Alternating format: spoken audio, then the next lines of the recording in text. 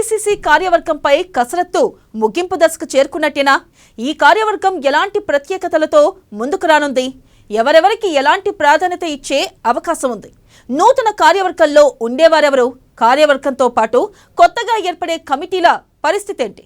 Let's watch this story.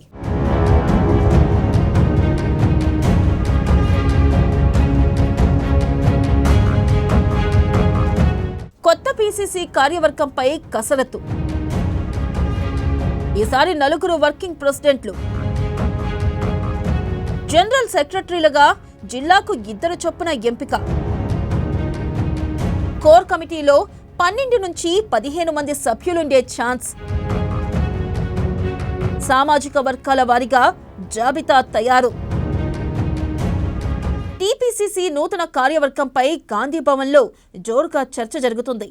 గతంలో మాదిరిగా jumbo pack తరహాలో కాకుండా తగిన ప్రాధాన్యతతో కూడిన తక్కువ మంది సభ్యులతో, సరిగ్గా అదే సమయంలో అన్ని సామాజిక వర్గాలకు తగిన ప్రాధాన్యతతో ఒక జాబితా తయారవుతున్నట్లు తెలుస్తుంది. గత పీసీసీ కార్యవర్గంలో 5 వర్కింగ్ ప్రెసిడెంట్లు ఉండేవారు. ఈ నూతన కార్యవర్గంలో 4 మాత్రమే అవకాశం కల్పించనున్నట్లు తెలుస్తుంది.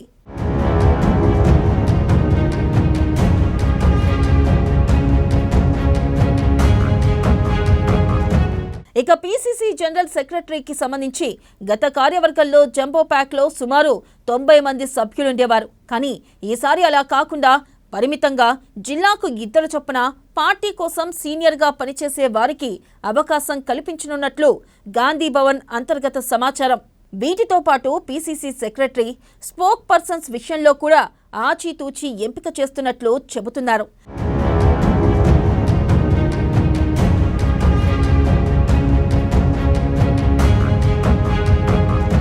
ప్రస్తుతం వర్కింగ్ ప్రెసిడెంట్గా ఉన్న జగ్గారెడ్డికి ప్రచారం కమిటీ చైర్మన్ బాధ్యతలు అప్పగిస్తారనే వార్తలు వినిపిస్తున్నాయి.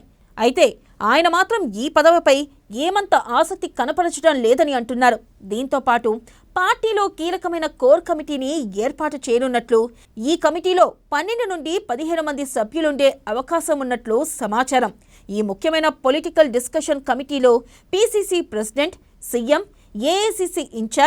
ఏఐసీసీ ఇన్ఛార్జ్ సెక్రటరీలు, వర్కింగ్ ప్రెసిడెంట్లు, మాజీ పీసీసీ, సీఎల్పీ నాయకులు, ఇంకా సీనియర్ నాయకుల్లో 1 లేదా 2 అవకాశం ఉంటుందనే చర్చ జరుగుతుంది.